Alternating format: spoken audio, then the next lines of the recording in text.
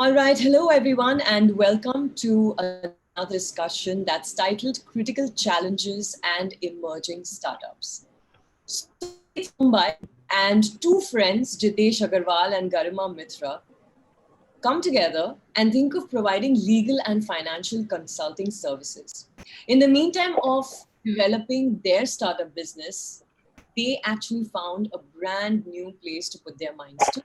One where most startups and SMEs would approach them during their own journeys. It's called Tree Life Consulting, which is a multidisciplinary business consulting firm for startups and SMEs. Now, Garima is a lawyer by profession and leads the legal and the compliance segment for Tree Life Consulting. She advises emerging businesses in developing the best and the most effective legal frameworks. Jitesh is a chartered accountant by qualification and heads Tree Life's finance vertical. He also specializes in business and equity structuring, accounting, and process implementation. Before joining, he says he treats each company's particulars as a challenge. Jitesh also has a holistic experience in tackling, unusual hiccups related to startups and SMEs. Both Garima and Jitesh are active speakers, mentors, guest faculty for legal and finance topics, and the Confederation of Indian Industry, heads our Network Foundation, the Social Alpha Tata Trust, while Jitesh also speaks at the Maharashtra State Innovation Society and Garima at the Center for Entrepreneurship, SPGIMR, and of course, various other platforms. Jitesh and Garima, welcome and thank you so much for joining us. Thank you, Zinia. Okay, so, you know, Thanks, Dinya, for having us. thanks, Jitesh. Talk about filling a gap. You both found that huge gap in the market where there is that new age entrepreneur who needs a special kind of education and support. Tell us, what is Tree Life's startup story? Jitesh, you want to go ahead? Sure. So I think Zina, it just sort of started as a failed experiment, right? So I mean, I was just basically working in Deloitte, and the idea was to go to B school, and we thought that in like 45 days or 60 days you can sort of make it to the IIMs, and 10 days in the process you realize that okay, this is a difficult journey. So that's when you start like as a plan B, right? Where you're like, okay, you've already left your job, what next to do, right? Because corporate is the last way you really want to go.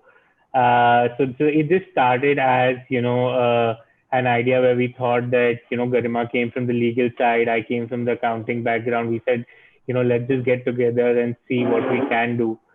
So that was the beginning of, the whole idea, right? But, at that time, we had not really identified that, we want to do startups, SMEs or something like that. The idea was to sort of, provide access to smaller businesses of these services because, I came from the Deloitte background. Garima came from a from boutique background, right? So we always felt that these things should be accessible to businesses at large and not like only to a certain set altogether.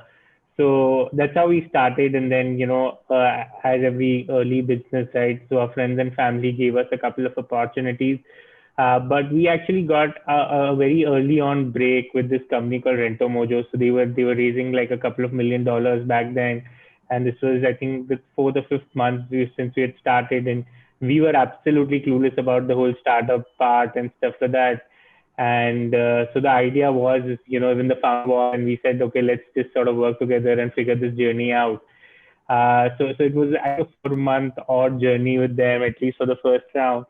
And yeah, we sort of learned our way. We really enjoyed our journey there and the whole transaction and stuff like that. And I think that sort of set the ground for the future, where we said that okay, this is what we are enjoying, this is where we've really identified our niche. Can we do more in this? And the idea was to sort of multiply and scale in that segment altogether. So since then, I think it's sort of been where you identify a skill set, and you sort of like keep poking inside it till you sort of get till the end. And I mean, obviously you don't have the end, you can keep working towards it, but that was the whole idea behind it. And then just to finish that thread, then I mean, when we start these relationships, the idea is to sort of keep working with them till the very end. So it's an evolving journey as you pass time and stuff like that, but it's a perennial journey. So you don't want to essentially leave working with any of these guys. The relationship changes, but you keep working with them. So that's my part. If Garima wants to add something to this. So I think absolutely. What helped us, Xenia, is both of us were at a similar cusp in our careers, where either it would mean future education or do something on our own. And fortunately, both of us aligned there where we wanted to do something on our own. Finally, after having certain different thoughts and.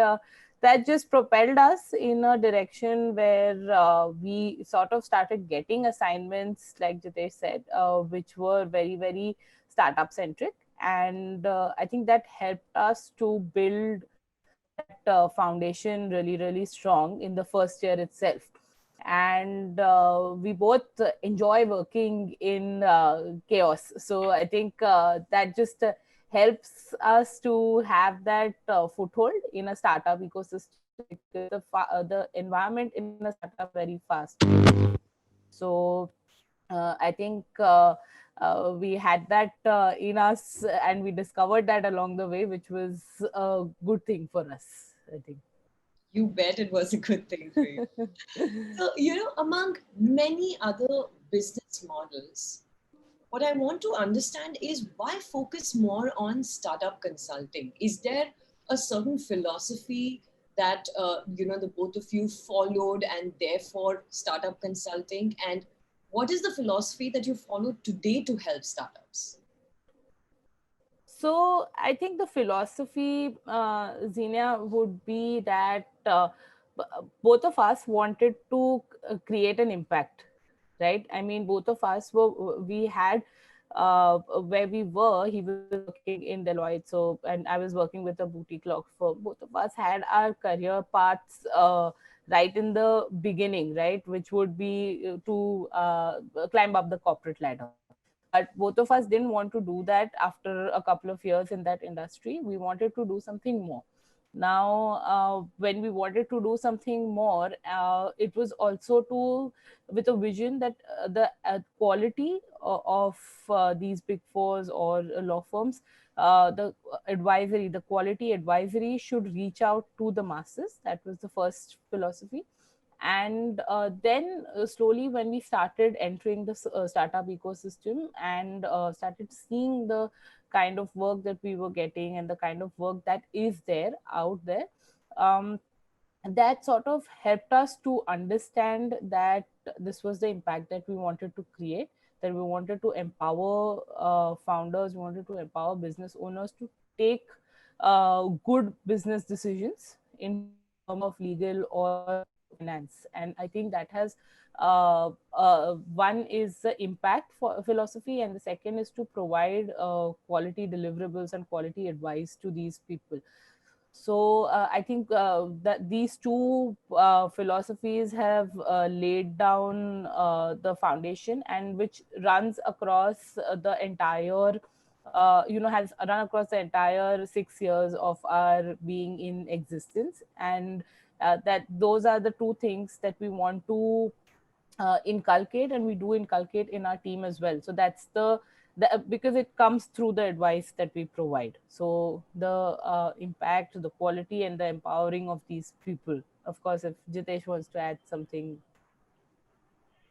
I think I'll probably just add a couple of things there, or probably tail on that. So I think one of the key things, which also was the problem statement these key guys came with, right? So I mean, as a bigger corporate or an SME, you already had like multiple guys, right? But these people required more of handholding. Their problems were unique because as startups, they are all sort of solving unique challenges, right? I mean, every startup is in its own way is a new idea, a new this thing, right? So the challenges which they were facing were not something which the bigger corporates would typically face, right? So for us, that was also an enterprising thing, right? Because I think we both come from a place where, as she said, right, it's about creating that impact, being able to add that value, right? And only these problems sort of added that value. So I think, so there was this entire, excitement or thrill about working because they came in with a lot of energy. So even if, we were like down with somewhere, but, looking at their energy and looking at what they were trying to achieve, we were also very, very enterprising to the fact that, okay, let's make this happen, right? And I think we both are sticklers to the fact that, nothing is impossible, right? So, I mean, even if someone puts their head down that this is not, I don't agree with them. I feel that there's a solution to everything, right? So it's just that you need to find it sooner or later, but there is a solution. So I think that was a very, very key driving force for us. And the last is, I think, as compared to like bigger corporates, when you sort of come from one of these big fours and you see the scale at which you work and, the hierarchy of people, right? You're literally like a small fish in a very big pond, right? But when you sort of work with these startups and, even if it's the biggest one, right? The founders are very forthcoming, right? So each piece you say has some value to someone or the other in the ecosystem or in the organization. So your advice is not something which just sort of scrambles its way, but it sort of makes, if you've spoken something right, it always has some impact on the business, or they sort of adapt or value it, right? And that sort of makes it really, gives you that kick to essentially be able to, do the research, do the work because, someone's really valuing it. So I think, so obviously there is an angle of monetary and revenue and all those, but I think, the fact that someone values what you're doing, I think sort of stands above everything else. That's fantastic. And just, taking from what you said, I think 2020 is especially that year where the startup Correct. world needs, minds and experienced hands like yours and Garima to, handhold and mentor.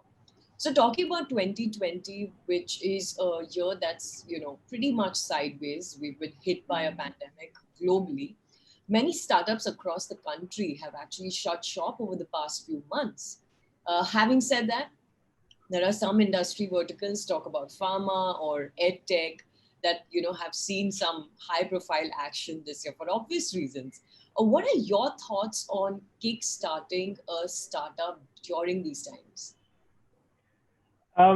So I think, this is just probably giving a more generic perspective, right? So we talk to a lot of entrepreneurs, okay, and a lot of people who are sort of employed currently, there's a very common question which comes across to us, right? That, what is the right time to start up? Am I ready for it? I have a family to support. A lot of such questions, right, which sort of come to us that, just boiling down to the simple question, what is the right time to start up, right? And at least what we've realized over a period of time, that the answer to it is now, right? Because there is no better time to start up than now, because as you go deeper in your journey in life, right, your needs are going to keep increasing as humans, and for that you require more money, and it's a cycle, right? And it's a never ending cycle, right? So today you think that, okay, today say I have 10 lakh rupees, and but once I reach 15, I'm going to be okay to start, right? But when you reach your 15, you're actually, your set goal set has become 20, right? So it's a never ending cycle. You have to decide, okay, this is where I want to stop and essentially take that hit for myself, right? And I think if you're passionate about something, right, there is nothing at all which can sort of stop you in terms of achieving it. So today, even if you talk about the pandemic and stuff like that, right? I do understand that there is a global meltdown and stuff, but even today, if you go to see, actually, if you had to ask me, right, I feel it's become more of a level playing field, right? Because a lot of businesses had to tone down their operations, and everyone sort of coming down, right? So it's a great time for you if you have a quality product and you can execute well. There is nothing which stops you, right? So today, the biggest corporates are sort of looking, in terms of vendors, they're looking for your tier 2 vendors, tier 3 vendors, to be able to reduce cost and still take care of their operations. So in that case, actually, it's a great time to actually enter and be able to compete with one of these guys, which you wouldn't have got it pre-pandemic, right? Because it was a set scale, right? So people would just want to work with a set of guys, right? But and manage their costs. But now it's completely a level playing field. And the second part, right, when you spoke about edtech and health, right? So I think India in general has been very, very behind on its curve on the health and the education part, right? If you look at the whole education policy which came out, health changes which are coming, they were actually due for really long, but the pandemic just sort of helped, really fast track these things. And otherwise you're using policies which are like 30 years, 40 years old, and the way times are evolving, the way things are evolving, you cannot have anything which is more than 5, 7 years old, because education, the most important, is changing rapidly, the way we are adapting technology and stuff like that. So I do think that it's a great time for health, as you said, right? Health tech, ed tech, and I mean, I just see that going forward, this penetration is going to increase, especially in India, right? Because we're very behind in terms of our adaptability and what we're doing currently. So with the new education system, there will be more add-ons which will be required, and this is just sort of going to keep booming. And just to add to that, right, we very actively worked on a great head tech platform called White Hat Junior, which just got acquired by Byju's, right? So we were very actively working on that deal, right? And that's what we realized, right? The scale of edtech in India is phenomenal, right? Like the journey that company has done in 16 months till it got acquired, it was phenomenal. And I think it was just the brim, right? Like you can like keep going in terms of the journey there. I mean, Garima, if you want to add something there. No, absolutely. Again, like Jitesh said, that it's a level playing field. And it has also, I think, opened up a lot of opportunities for people, which probably wouldn't have been there pre-pandemic. So, starting up now, if you have a great execution plan, I think is the best way, because a lot of corporates are also looking to look for cheaper things, right? So they're looking for cheaper options, and as a startup, generally you just have probably a completely new display of opportunities which wouldn't have been there. And I think people have become very open to taking a lot of services, new services, right, and trying newer things, because they're sitting at home and they want that access, right? And if you can give that access to things, give that access to services, while people are sitting at home, it's a great opportunity to look at. So if there were a time to start up, it would be now, I think. That's fantastic. So now let's look at the other side of this story, that because of the challenges that 2020 particularly uh, is posing to us, especially the ones that have been created by the new economy, investors are going to be even more skeptical, right, in agreeing to valuations that are demanded by companies. What do you think are the most critical challenges startups are facing as of right now? Garima, you want to go first? So, sure. Yeah. Of course, Jitesh will give you a technical answer to the numbers and everything here. But I think what people are, in terms of 2020, mm, every startup, sort of at every stage, is facing a different problem altogether, I think. I think one collective problem that all of us in the ecosystem can agree on is, remote working, that we're talking about. I mean, it's not as much a challenge, but it's a very time consuming process to manage a team remotely, to run your operations completely remote, right? And I think that is one of the major challenges that a lot of startups have had to work really quickly to adapt, and it just happened overnight. So a lot of people didn't have infrastructure, a lot of people didn't have certain measures in place to enable that remote working. So a lot of people didn't find the transition that seamless. So I think one major challenge that startups are facing is that. Another is, of course, cost, right? Cost is one of the biggest problems that I think everyone faced. in 2020, and more so because, with startups, because they are they are backed up, or they do face that crunch a lot more than other people. So working capital is an issue there. Of course, Jitesh will speak about that in detail in terms of technicality. And I think the third thing that I feel is a lot of is from something what we've seen, that a couple of our startups also pivoted in this process. Instead of shutting down, they pivoted their businesses in order to stay there. And that pivot also is one challenge for them to overcome, because they've had to do that in probably a runway of 15-20 days after the lockdown, right? Because that's the runway that they had. And probably, like, some people faced investors backing out because the investors were facing that cost crunch and couldn't invest, and things like that. So I think that entire pivoting of your business is also a challenge that people are facing. I mean, either to shut down or to pivot. These are the two options there. So yeah, I think those are that's what I feel, but of course Jitesh will add more. Sure.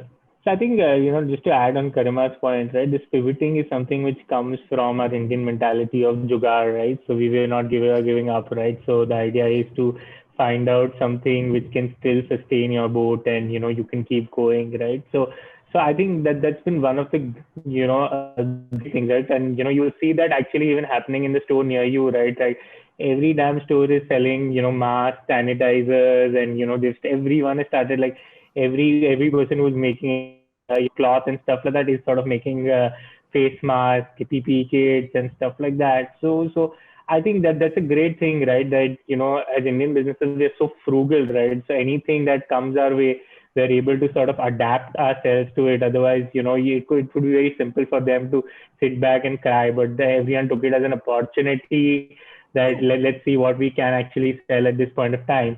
So I think that was a great thing to at least see as businesses, right? On the same side, right? You spoke about valuation, so definitely there has been a case where startups are not getting the valuations which they want, right? Like, and it's slightly lower, or they're saying that, okay, why don't we match the last round which we raised at and stuff. So though there is, a big disconnect with for startups where, why are you doing this to us? But at the same time, right, they're very appreciative still of the fact that they're still getting the last round valuation, because, as VCs, right, it was very simple for them to, or as investors, it was very simple for them to pull the plug, right? That, okay, your business is not working, go figure out for yourself or die, right, as a business, right? But still, the kind of support which, investors have given, right, in terms of keeping these companies afloat has been phenomenal, right? You talk to multiple founders, right? Uh, I mean, obviously a lot of startups have died and stuff like that, but those are the ones which were bootstrapped and running for themselves, right? But if you look at the institutional funded space, right, most of them will actually come out saying that, investors have really shown in support in terms of, helping them afloat, managing their costs, giving them some extra money to just speak. So though there is a slight cry for the valuations dropping and stuff, but I think overall the community is more thankful than anything else. So that, this the last 6-8 months since the pandemic hit us, that, all the investors have supported them through, right? Because numbers dropped dead, and, there were rising costs and stuff. But, investors sort of accounted for all these things and said, hey, it's fine, we'll still give you more money, and you still sort of keep running your business, right? And we'll sort of cover up this last 6 months loss in the next future months. So I think people are more happy than on that than actually losing on the valuations altogether. Right, absolutely. Okay, let's talk about Tree Life. And can both of you tell us, how do you help startups to grow with your mentorship? Also, how do you see yourself as different from your fellow industry peers? Sure.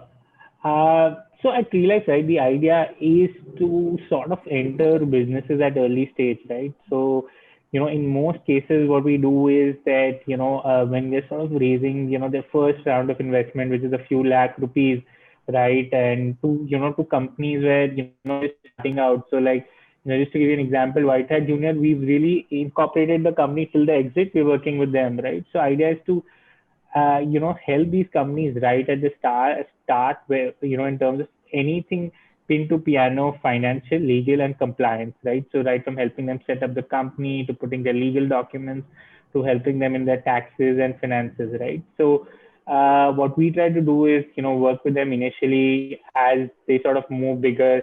They might want to have a couple of these functions in-house, right? So we'll sort of support them there that, okay, let's evolve this relationship. Let's do these things in-house. Let's outsource this and stuff like that.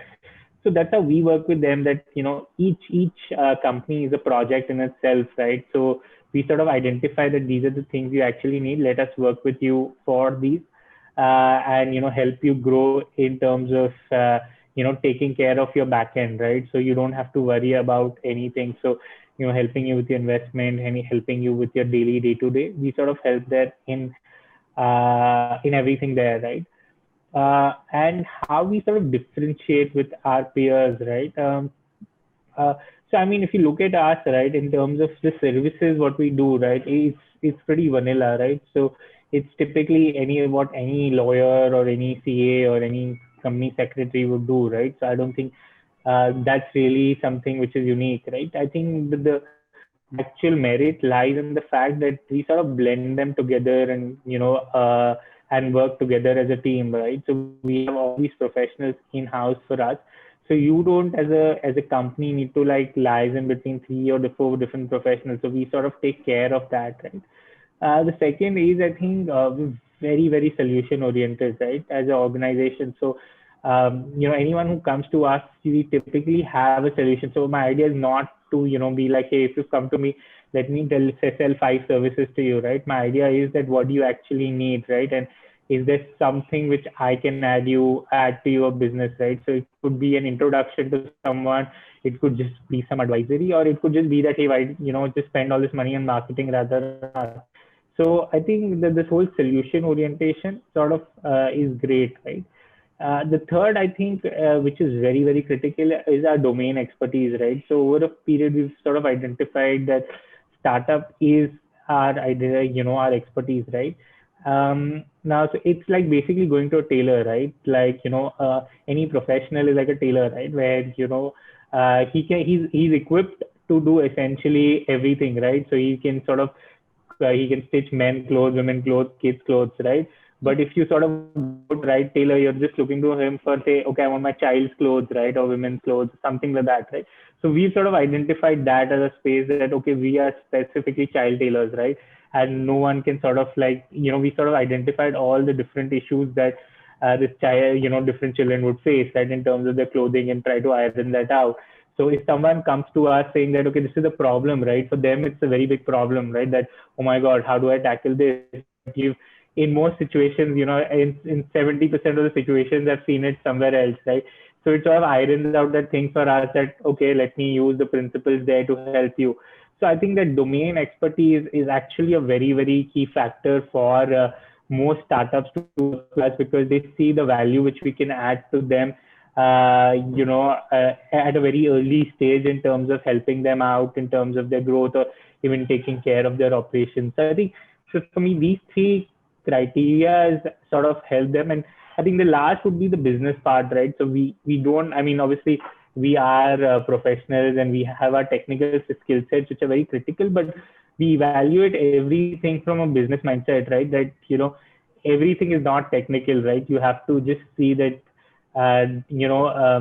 things like, say something like a GST or income tax, or, your law contracts and stuff are very intimidating for like the general audience at large, right? So if I'm a small business person, right, or if a small professional doing something, right, the minute you hear one of these words, you're like scared. Oh my God, what is this tedious? The idea is to be able to really dumb it down to the fact that anyone and everyone can sort of understand and feels that you are a part of their business, and you're not there to essentially just rob them of their money, take your fee and leave, right? You have to make them comfortable and feel that you are a part of their business journey as well. So I think these things sort of help in terms of your elevation, your value add to other businesses. That's Garima? these are just absolutely such fresh thoughts. And I think as an extension to everything that you said, Jitesh, Garima, why don't you shed some light on when does a startup really need consulting, and what are the areas that they should be seeking consulting in, and why? Great. Okay. Um, so, so to answer your questions, when should they seek for advice, and what was the other one? I think you were breaking up a little. What are the areas in which they should? What are the areas, right? So, as a consulting firm, we take care of all the daunting, boring part of the startups, right? I mean, it's not as exciting for a founder to deal with legal and compliance and accounting issues as it is for product development and things like that. So, I think somewhere in the beginning, where the foundation of your company is being set, that is a good time to seek for advice, because the stronger your foundation is, the better your building is, right? It's as simple as that. So having that awareness early on is the key. So as a founder, he may not probably opt to take those services, but at least he's aware of what these issues are, so that there is a contingency plan in action, or there is that awareness that, okay, this is what is going to, this is what awaits me when I become bigger. And also now, in the regulatory framework that we are seeing is quite robust. It's becoming robust, and it's not, I mean, we've seen those changes in the last 6 years that we've been here, that the regulatory framework has changed, and has changed very rapidly. And enforcement has started, right? Enforcement is also again becoming robust. So in that scenario, it's very, very important for startups to have that in place. So I think the right time to seek for advice would be whenever the founder is overwhelmed, right? So most of the times we've seen clients come to us when they're scared that, oh my god, this is something that I don't know, and I mean, now I need help. So, and generally this time comes early on itself. Not, I wouldn't say that it's right at the beginning, on the first day that you start, but of course somewhere when you're in the early stage, where you're just trying to build that business, you've launched it, now you're building it, and it's just a part of running your business, I think, where you require professional services. Fantastic. Okay, so we've almost reached the end of this conversation, but before I let both of you go, for 2020 and for startups and SMEs, Jitesh and Garima, give me just one word that you want to leave them with for all of our audiences that are listening to us right now. Just one word, Wow, which could that's be a tough food one. or not. I think for me it would be sustain and scale. I think I would probably stick to two, sustain and scale. I think One these would word, be she my said, words. Jitesh. That's It two has to words. be So I only think I one would word. still say sustain. Yeah, I would say sustain. Garima, what about you? I think for me, it would be explore, because it's important to explore what is out there, and the potential is great. So, I mean, the pandemic has given us a complete array of opportunities. I belong to that school of thought, and you just need to explore, and you'll find your way through. Okay, so sustain, scale, and explore, Garima and Jitesh. I must say that through this conversation, you've taken everyone that's watching us uh, and everyone else to the bright side of 2020. I think you've made it very clear that the innovation economy, as we call it, is here. It continuously adapts to change, and entrepreneurs and investors are still optimistic by nature, despite all, the dramatic political and the economic, transitions that have happened and continue to happen.